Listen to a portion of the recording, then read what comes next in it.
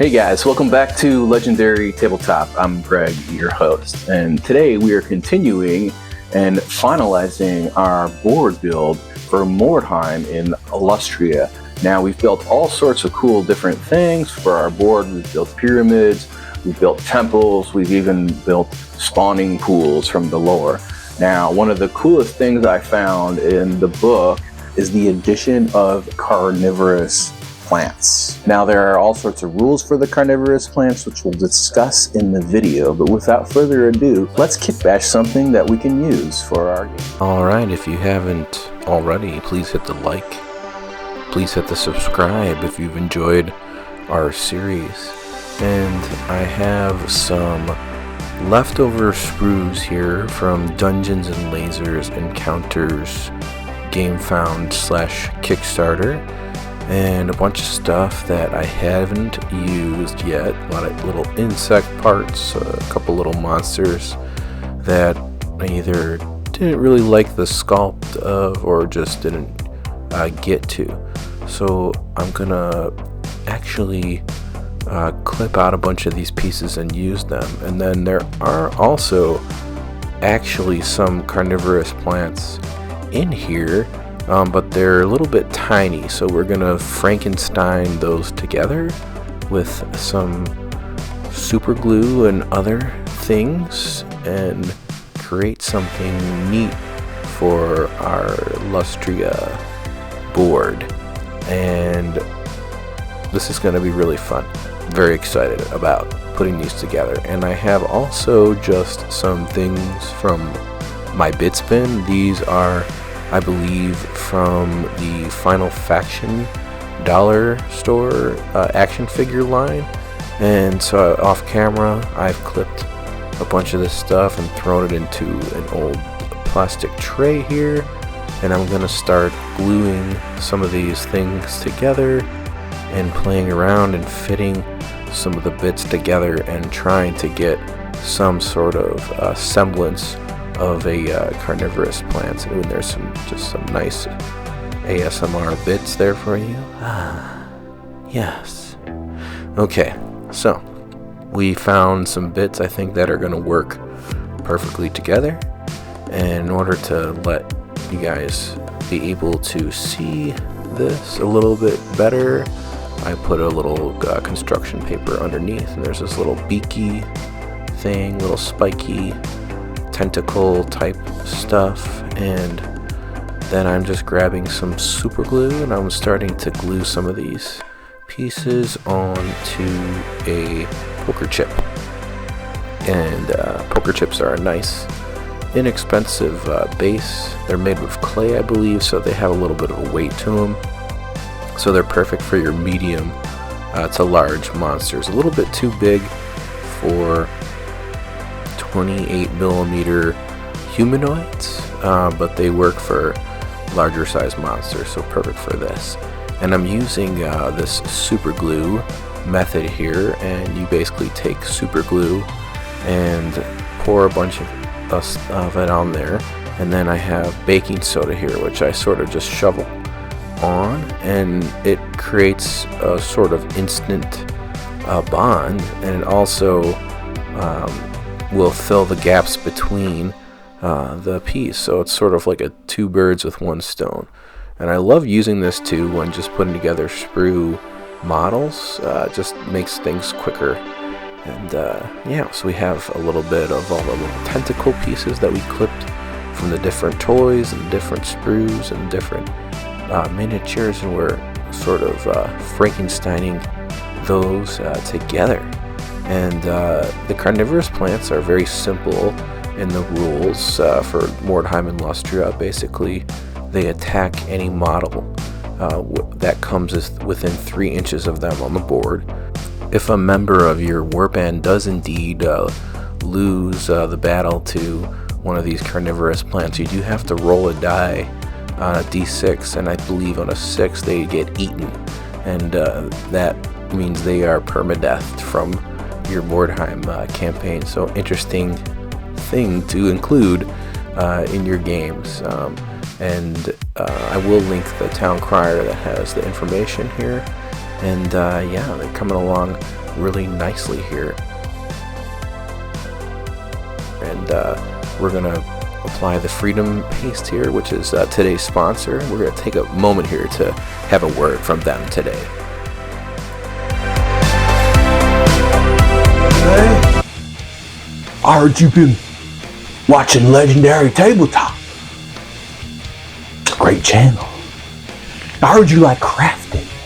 I heard you like building tabletop terrain. Now, do you want your terrain to last just a few days? Or do you want your terrain to last as long as the greatest country in the world? Do you want extra freedom on your terrain? Have you been using subpar products? Well, stop it! Stop it right now! Because here at Legendary Tabletop, we only use American-made Freedom Paste. Now add some freedom to your crafts. Order now.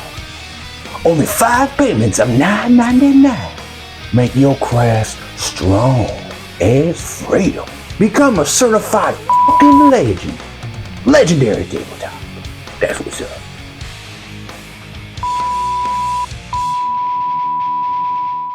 Alright, thank you to our sponsor, Freedom Paste.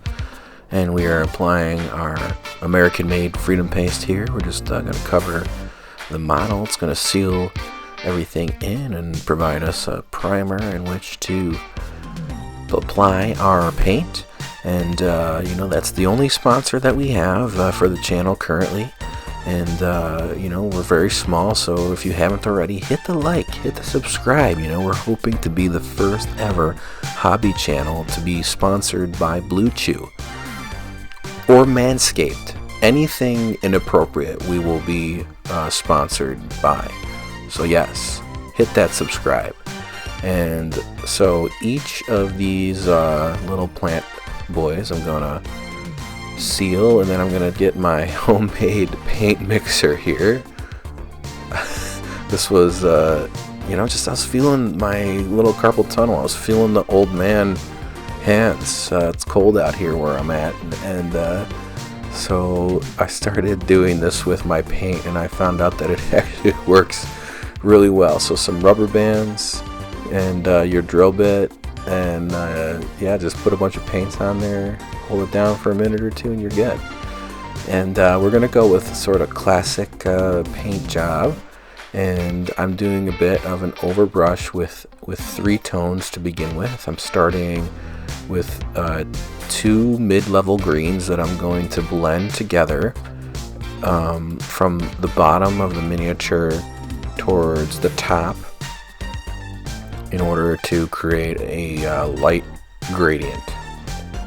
And the green is going around the base here, and I'm moving really quickly, and I have everything kind of zoomed in over here so you guys can see everything closely, but I'm also wiping a little bit of the paint away from the brush from on the first initial pads here from my little fast food container here, and since I just was painting 3 little models here, I didn't get too crazy with this, and I want this paint to be a little bit dry too, so I want it to blend well, and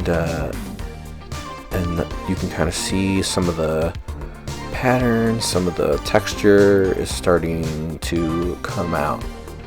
Our Freedom Paste did a great job of priming, and slowly but surely now I'm switching to the second lighter green, and I'm blending that into the wet paint already there.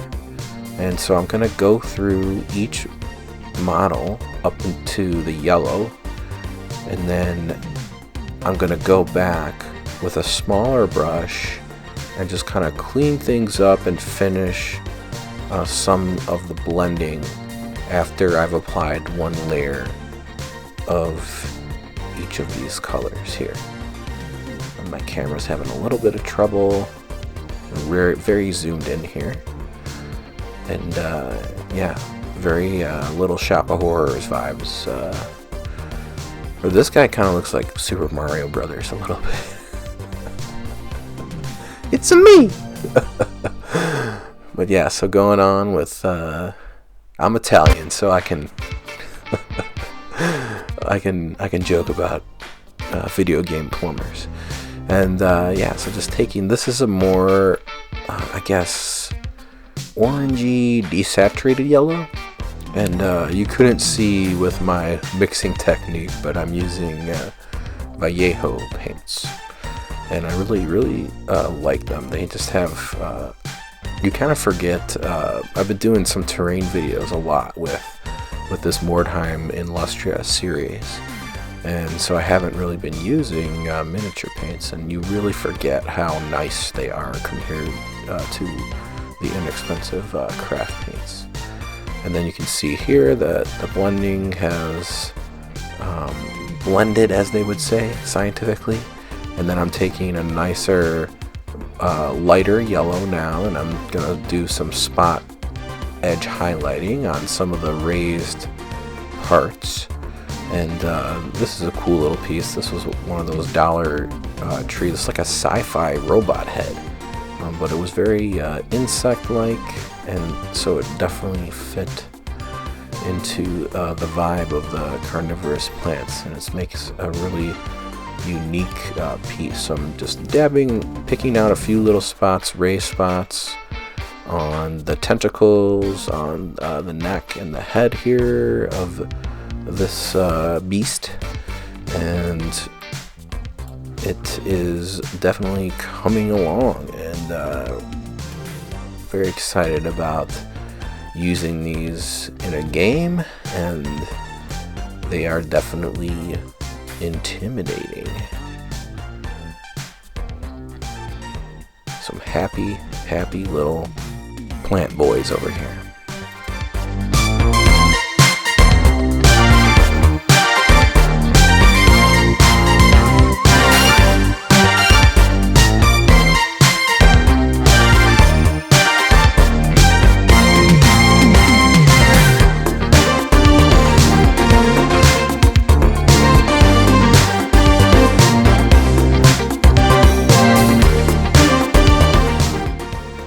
Alright, so our blending and our light highlighting is complete here. We've gone back with every single color and picked out some of the spots that we missed with our little dry brush portion, and everything is looking nice, looking very schmeck. And now I've whipped out, it's not foolproof. The invention is not foolproof yet. We had to use gravity on this one, so I've whipped out a second batch of Vallejo paints here, and we're going to also get out the wet palette, and we're going to practice a little method here of painting where we're going to complement some of these colors here with that exactly. It's complementary colors, so using the color wheel and some just simple color theory, I'm going to add some of the complementary colors to portions of the model. So on the yellow, I'm going to put some pink and some reddish tones, and on the greens, I'm going to incorporate some blues and also the pinks and the greens here. And these are the colors that I've chosen, and they go really well with the color selection of the palette we already have. So here I'm taking some of this blue and just pushing it into the shadows of some of the vines here on the lower end of the model. And the blue and the green obviously complement each other, and they also work well with the yellow. So kind of a color that we wouldn't imagine would work here. We might use like a black or something, or a darker green in this situation, but the blue can create a more vibrant tone for us. And just this paint is a little bit watered down. That's why I'm using the wet palette, so I can kind of push this into the crevices, and then also to kind of get that sort of speed paint transparent effect. And now purple, moving on to some purple, which works extremely well with the yellow here, and I'm placing that in the mouth of the beast and just sort of kind of pushing that around and getting it inside the portion of the beak there. And then I'm going to grab some of this neon type fluorescent, I guess green would be the proper tone, and start hitting and blending some of the blue and the green on the bottom. So just getting a little bit more dynamic, a little bit interesting, and going very strong right now with all these colors, and a little bit almost, I guess, what would the right word be? Sloppy, so to speak. Disorganized, because we're going to tie everything together at the end with a very powerful wash. And we could have used speed paints on this too. There is a lot of texture on these models, but sometimes it's just fun to do a sort of old school classic way, and I think that oil paints are just as fun, if not more fun, than speed paints. And but if you are just getting into the miniature hobby and just starting miniature painting, or even if you've never used them before, speed paints are awesome. So if you're into the hobby, definitely pick those up.